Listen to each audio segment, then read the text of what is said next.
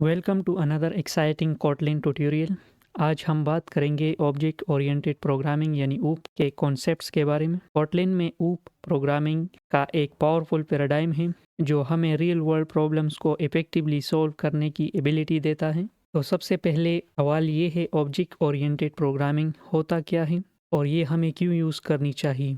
तो ऊप एक तरीका है जिसमें हम अपने प्रोग्राम को ऑब्जेक्ट्स और क्लासेस की मदद से डिज़ाइन करते हैं। ये रियल वर्ल्ड कंसेप्ट्स जैसे पर्सन, कार और अकाउंट को प्रोग्रामिंग में मैप करने का बेस्ट वे है। कोटलिन में ऊप को इम्प्लीमेंट करना काफ़ी इजी और इंट्यूटिव है। इसमें आप क्लासेस, ऑब्जेक्ट्स, इनहेरिटेंस, इंटरफेसेस और सील्ड क्लासेस जैसे फीचर्स का यूज़ करके अपना प्रोग्राम ऑर्गेनाइज कर सकते हैं। तो इस ट्यूटोरियल में हम डिस्कस करेंगे classes and objects, inheritance, interfaces, abstract classes, data classes and sealed classes. तो चलिए स्टार्ट करते हैं। Classes and objects in Kotlin. Class user defined data होता है जिसके थ्रू हम डेटा स्टोर करते हैं, और ऑब्जेक्ट क्लास का इंस्टेंस। तो चलिए कोड के थ्रू समझते हैं क्लास और ऑब्जेक्ट को। तो यहाँ पे मैं एक क्लास क्रिएट करता हूँ, क्लास पर्सन, देन प्रॉपर्टीज़ देता हूँ, val name type string, then var age type int, and then यहाँ पे अब मैं एक मेथड क्रिएट करता हूँ, fun can vote type Boolean, and यहाँ से रिटर्न करेंगे एज को, return age greater than or equal to 18। तो अब हमारे पास यहाँ पे एक क्लास है पर्सन के नाम से जिसमें दो प्रॉपर्टीज़ हैं। एक प्रॉपर्टी हमारे पास इम्यूटेबल है जो कि रीड ओनली है नेम की, एंड एक प्रॉपर्टी हमारे पास म्यूटेबल है जिसको हम वैल्यू रीअसाइन कर सकते हैं एज की। देन यहाँ पे हमारे पास कैन वोट के नाम से एक फंक्शन है बुलियन टाइप का जो कि एज को रिटर्न करेगा।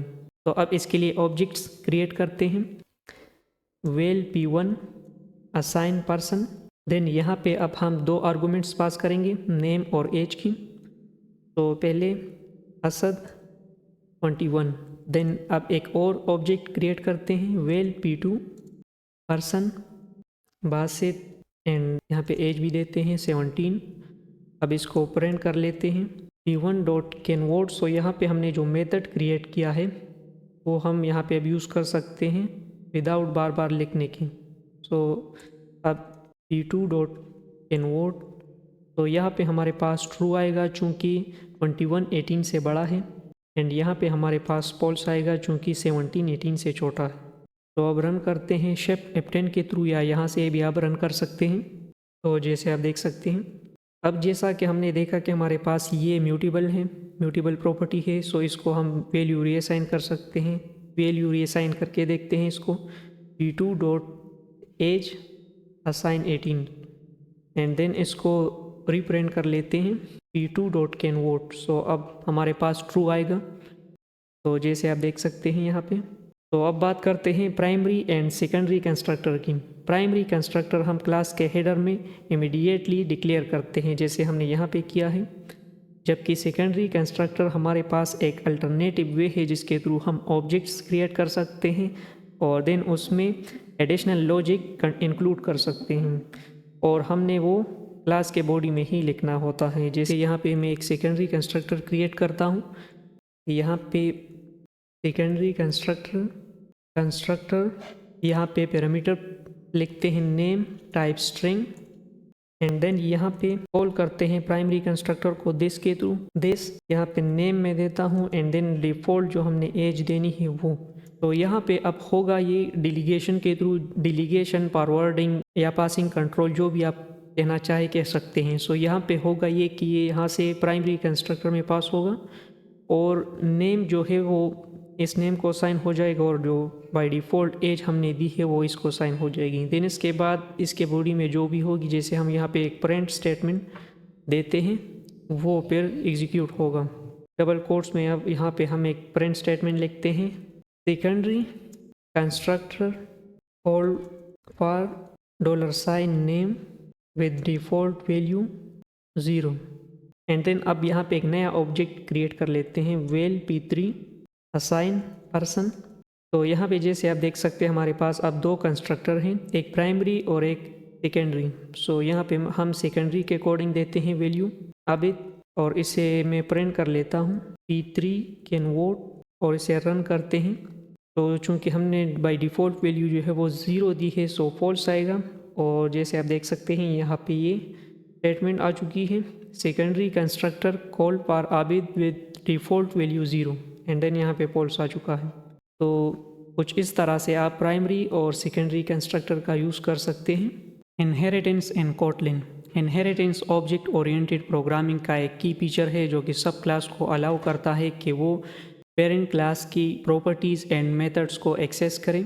तो इसकी हेल्प से हमारा कोड रीयूजेबल बनता है और उसमें मेंटेनेबिलिटी भी आ जाती है। सो चलिए कोड के थ्रू समझते हैं। तो यहाँ पे मैं एक सिंपल क्लास पहले क्रिएट करता हूँ, क्लास पेरेंट, एंड यहाँ पे एक मेथड भी क्रिएट कर देता हूँ, पन मेथड 1, एंड प्रिंट स्टेटमेंट यहाँ पे मैं देता हूँ पेरेंट क्लास, एंड यहाँ पे एक चाइल्ड क्लास भी क्रिएट करता हूँ, क्लास चाइल्ड। तो यहाँ पे मैं अगर डायरेक्टली इनहेरिट करना चाहूँ तो मैं नहीं कर सकता। सो जैसे मैं यहाँ पे यहाँ पे कर पेरेंथेसिस दे देता हूँ तो यहाँ पे एरर आ रहा है क्योंकि हमने इसे इनहेरिटेबल नहीं बनाया। यहाँ पे ये जो इस पेरेंट पे अगर आप होवर करेंगे सो आपको ये यहाँ पे ये सजेशन आप देख सकते हैं, मेक पेरेंट ओपन। तो कोटलिन में ऐसा है कि बाय डिफ़ॉल्ट सारे क्लासेस फाइनल होते हैं। अगर हमें अलाउ करना है क्लास को कि वो इनहेरिटेबल हो तो उसके लिए हमें ओपन कीवर्ड का यूज़ करना होगी। इस क्लास को हम ओपन कीवर्ड के साथ मार्क करेंगे। तो जैसे इस क्लास से पहले मैं ओपन लिखता हूँ और यहाँ पे जैसे आप देख सकते हैं ये एरर जो है वो हट चुका है। तो अब यहाँ पे भी मैं एक मेथड क्रिएट कर देता हूँ, पन मेथड 2, एंड यहाँ पे भी प्रिंट स्टेटमेंट देता हूँ, डबल कोट्स चाइल्ड क्लास। अब ऑब्जेक्ट यहाँ पे मैं क्रिएट करता हूँ चाइल्ड क्लास की, ओबीजे चाइल्ड, असाइन यहाँ पे मैं वेल देता हूँ, एंड यहाँ पे चाइल्ड पेरेंथेसिस। तो अब ये जो मेथड 2 है इसे कॉल करते हैं, ओबीजे डॉट मेथड 2। तो जैसे आप देख सकते हैं यहाँ पे ये कॉल हो चुका है।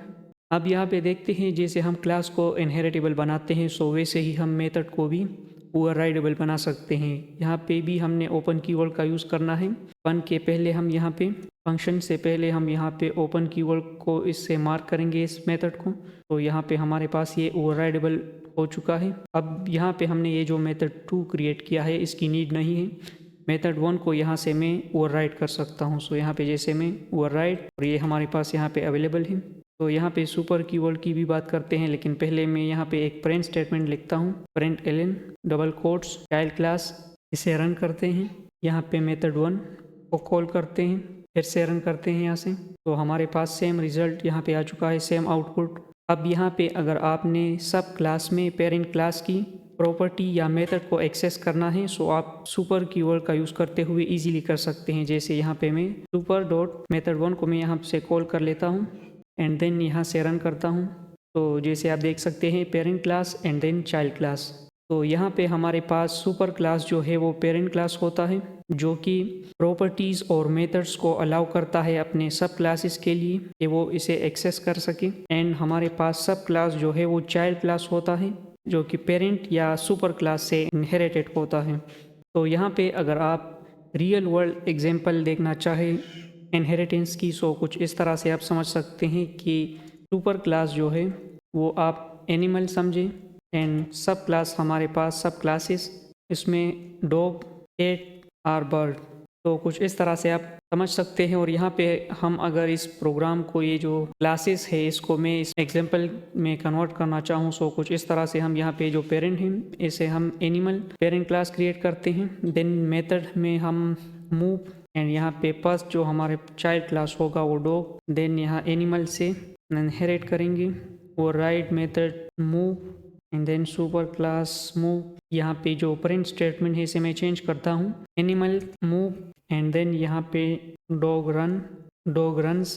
देन यहाँ पे एक कैट का भी क्रिएट करते हैं, यहाँ से कॉपी करते हैं। चले बर्ड का क्रिएट करते हैं। तो सेम ही यहाँ पे हमारे पास ये दो चाइल्ड क्लासेस हमने यहाँ पे क्रिएट की, बर्ड फ्लाइज। अब यहाँ पे ऑब्जेक्ट्स क्रिएट करते हैं, val dog assign dog and then यहाँ पे डॉग डॉट मूव। तो इसे रन करते हैं और देखते हैं आउटपुट। सो जैसे आप देख सकते हैं एनिमल मूव्स डॉग रन्स, क्योंकि हमने यहाँ पे जो डॉग है इस सब क्लास में हमने जो है सुपर के थ्रू पेरेंट का जो मेथड है मूव वो भी कॉल किया है। सो हमारे पास दो ही हमने यहाँ पे ऑब्जेक्ट एक का बनाया है, एक ही मेथड हमने यहाँ से कॉल किया है, लेकिन हमारे पास आउटपुट दो का आ रहा है क्योंकि हमने सुपर क्लास के थ्रू पेरेंट क्लास का मेथड भी यहाँ से कॉल किया है। सो इसलिए पहले हमारे पास पेरेंट क्लास का जो मेथड है उसमें जो भी है यहाँ पे जैसे एक प्रिंट स्टेटमेंट है, एंड देन इसके बाद जो सब क्लास का है जैसे चाइल्ड क्लास आप कह सकते हैं, उस मेथड के अंदर जो भी है यहाँ पे जैसे स्टेटमेंट है तो वो प्रिंट हो चुका है। इंटरफेस इन कोटलिन। इंटरफेस एक तरह का कॉन्ट्रैक्ट होता है जिसमें आप मेथड्स को डिक्लेयर करते हैं लेकिन उन्हें इम्प्लीमेंट नहीं करते। मतलब सिर्फ आप ये बताते हैं कि मेथड का नाम क्या होगा और उसका सिग्नेचर क्या होगा, लेकिन उसके अंदर का काम आपने किसी और क्लास में डिफाइन करना होता है। जैसे अब हम यहाँ पे एक इंटरफेस क्रिएट करते हैं, इंटरफेस एनिमल, इसके अंदर एक फंक्शन पन साउंड। तो यहाँ पे ये एक सिंपल इंटरफेस है जिसमें एक मेथड साउंड डिक्लेयर किया गया है। अब इस इंटरफेस को कोई क्लास इम्प्लीमेंट करेगी तभी वो मेथड का काम करेगी। Implementing N interface. तो अब बात करते हैं कि एक क्लास इंटरफेस को कैसे इम्प्लीमेंट करती है। जैसे हमने ये इंटरफेस डिक्लेयर किया था, अब हमें एक क्लास बनाना होगी जो एनिमल इंटरफेस को इम्प्लीमेंट करें। तो यहाँ पे एक क्लास क्रिएट करते हैं, class dog inherit animal, and यहाँ पे ओवरराइड करते हैं साउंड। ये जो मेथड है इसको हम ओवरराइड करते हैं और एक प्रिंट स्टेटमेंट यहाँ पे लिखते हैं, प्रिंट एलन डबल कोट्स में यहाँ पे बार्क। तो यहाँ डॉग क्लास ने एनिमल इंटरफेस को इम्प्लीमेंट किया है और साउंड मेथड को ओवरराइड करके अपना काम डिफाइन किया है। सो अब हम जब डॉग का ऑब्जेक्ट बनाएंगे हम साउंड मेथड को कॉल कर सकते हैं। Multiple interfaces. कोटलिन में एक और ख़ास बात यह है कि एक क्लास मल्टीपल इंटरफेसेस को इम्प्लीमेंट कर सकती है। इसका मतलब ये है कि आपको कुछ अलग अलग फंक्शनैलिटीज़ चाहिए तो आप उन्हें अलग अलग इंटरफेसेस में डिफ़ाइन कर सकते हैं और एक ही क्लास में उन्हें इम्प्लीमेंट कर सकते हैं। जैसे यहाँ पे हम कुछ इंटरफेसेस क्रिएट करते हैं, इंटरफेस वॉकेबल, इसके अंदर एक वॉक का मेथड क्रिएट करते हैं फन वॉक। यहाँ पे एक और इंटरफेस क्रिएट करते हैं, इंटरफेस रनेबल, एंड इसमें भी एक रन का मेथड क्रिएट करते हैं फन रन। देन यहाँ पे एक क्लास डॉग क्रिएट करते हैं, class dog inherit animal, then walkable, then runnable, and यहाँ पे साउंड को ओवरराइड करते हैं। एक स्टेटमेंट यहाँ पे देते हैं print L N parenthesis double quotes bark. तो यहाँ पे इसको कमेंट करते हैं, कमेंट आउट करते हैं, एंड वॉक मेथड को भी यहाँ से ओवरराइड करते हैं, print L N walking, then run को भी ओवरराइड करते हैं। तो ये देखिए डॉग क्लास ने animal walkable and runnable interfaces को इम्प्लीमेंट किया है। अब डॉग ऑब्जेक्ट को हम sound walk and run methods call कर सकते हैं। Interface with properties. Kotlin interfaces सिर्फ मेथड्स नहीं बल्कि प्रॉपर्टीज़ को भी कॉल कर सकते हैं। हाँ, आप इंटरफेस में प्रॉपर्टीज़ डिफाइन कर सकते हैं। जैसे यहाँ पे हम एक ये जो एनिमल इंटरफेस है यहाँ पे इसमें एक प्रॉपर्टी क्रिएट करते हैं well name type string, and ये जो डॉग है इसमें ये ओवरराइड करते हैं ये प्रॉपर्टी।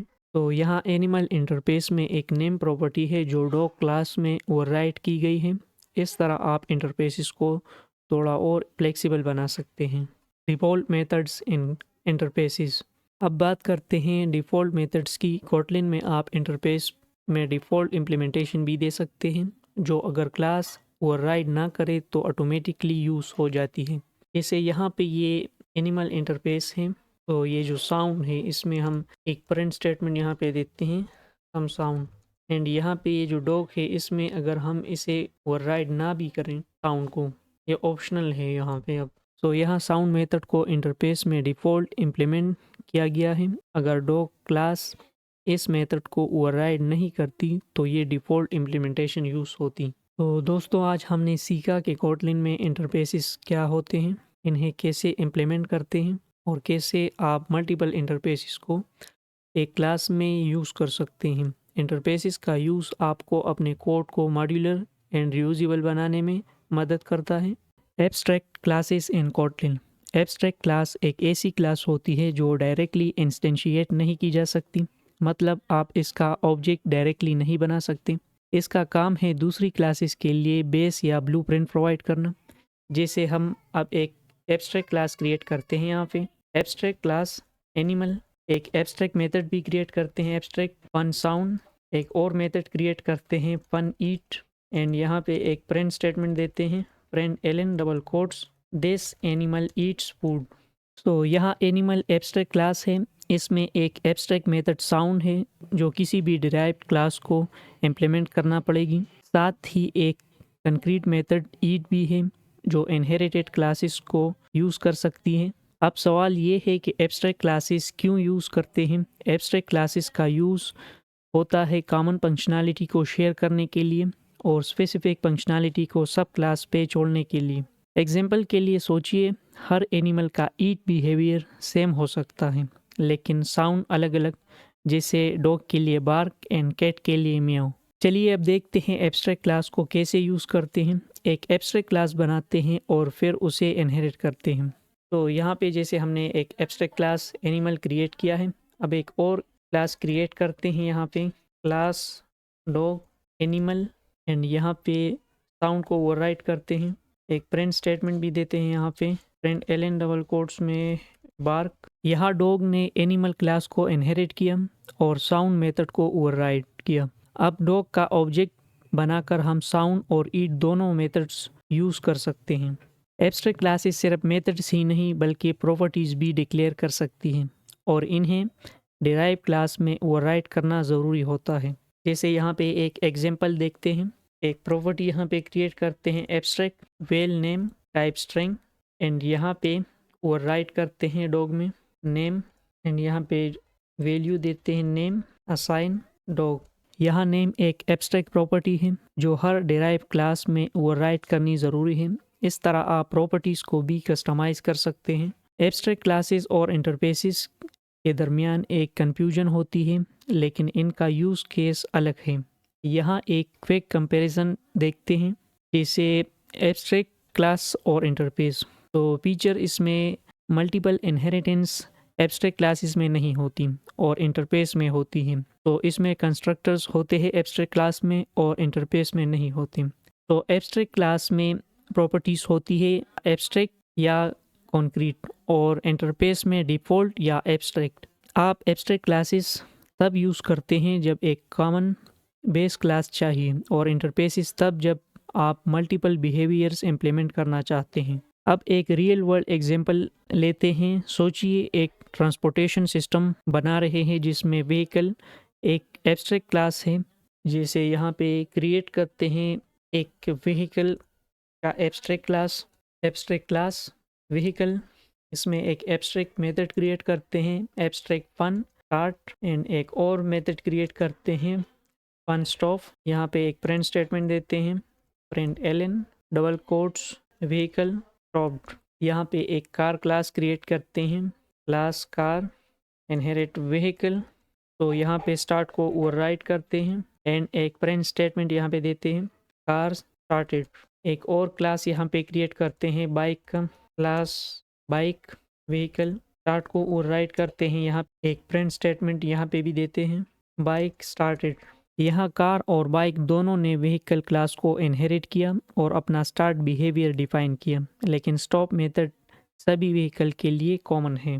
तो आज हमने एब्स्ट्रैक्ट क्लास का कॉन्सेप्ट डिटेल में डिस्कस किया, उनका यूज़ केस, प्रॉपर्टीज़ और मेथड्स। एब्स्ट्रैक्ट क्लासेस आपके कोड को स्ट्रक्चर्ड और यूजेबल बनाती हैं। Welcome to another Kotlin tutorial. आज हम डिस्कस करेंगे डेटा क्लासेस और सील्ड क्लासेस के कॉन्सेप्ट्स। ये दोनों बहुत इम्पॉर्टेंट हैं और इनका यूज़ केस अलग अलग होता है। तो चलिए शुरू करते हैं। सबसे पहले बात करते हैं डेटा क्लासेस की। डेटा क्लासेस का काम है डेटा को रिप्रेजेंट करना। अगर आपके प्रोग्राम में किसी चीज़ को स्टोर करना हो या उसका मॉडल बनाना हो तो डेटा क्लासेस काफ़ी हेल्पफुल होती है। तो जैसे यहाँ पे मैं एक डेटा क्लास क्रिएट करता हूँ, डेटा क्लास यूज़र, कुछ प्रॉपर्टीज़ यहाँ पे मैं देता हूँ वेल नेम टाइप स्ट्रिंग, एक और प्रॉपर्टी देता हूँ वेल एज टाइप इंट। तो यहाँ देखिए यूज़र एक डेटा क्लास है जिसमें नेम और एज प्रॉपर्टीज़ हैं कोटलिन ऑटोमेटिकली आपके लिए टू स्ट्रिंग इक्वल्स और हैश कोड मेथड्स जनरेट करके देता है। इसका मतलब है कि आपको मैनुअली इन्हें लिखने की ज़रूरत नहीं। अब देखते हैं कि डेटा क्लासेस के कुछ फ़ायदे। सबसे पहले इनका कॉपी फंक्शन काफ़ी पावरफुल होता है।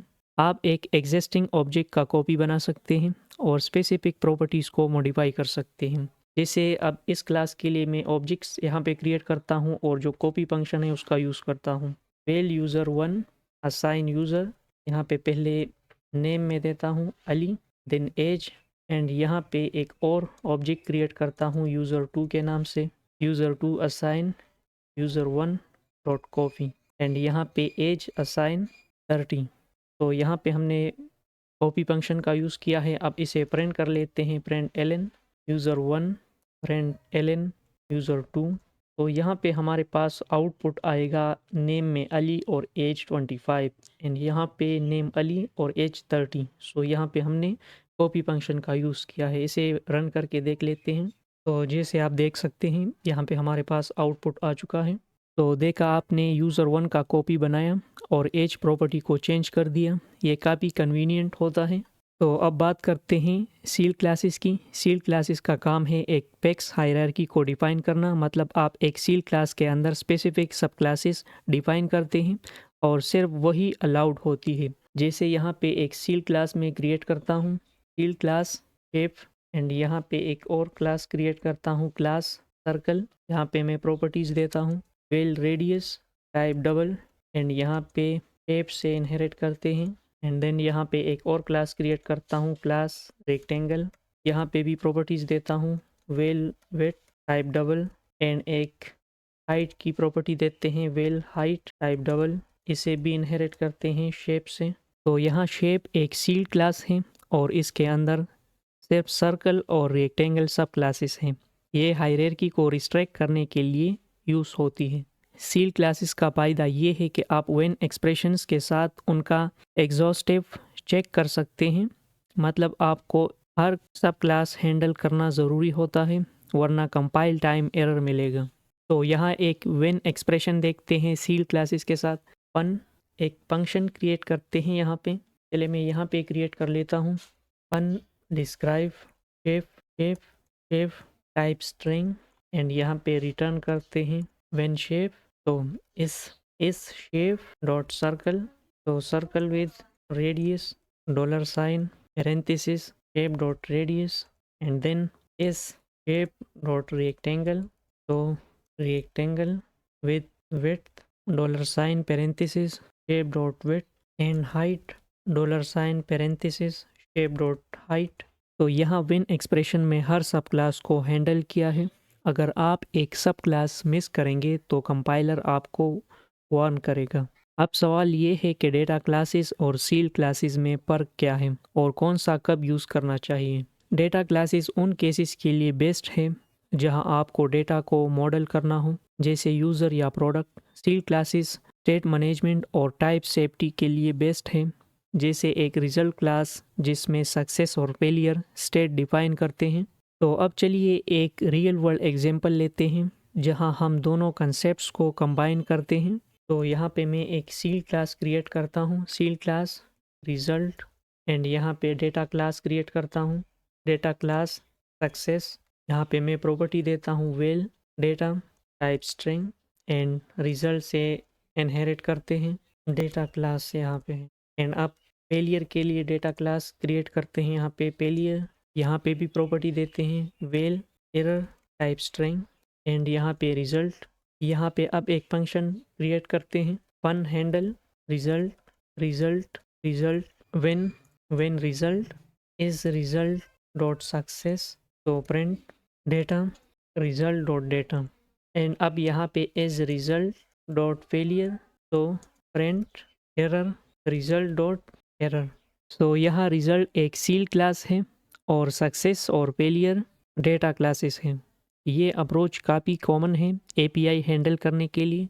तो आज हमने डेटा क्लासेस और सील क्लासेस का कॉन्सेप्ट समझा। दोनों का अपना रोल है और दोनों कोटलिन के पावरफुल फीचर्स हैं जो आपके कोड को रीडेबल और मेंटेनेबल बनाता है। अगर आपको ये वीडियो पसंद आई हो तो लाइक ज़रूर करें और चैनल को सब्सक्राइब करें। अपने क्वेश्चंस कमेंट में लिखें और अगले टॉपिक के लिए सजेशंस दें। मिलते हैं अगली वीडियो में। Thank you.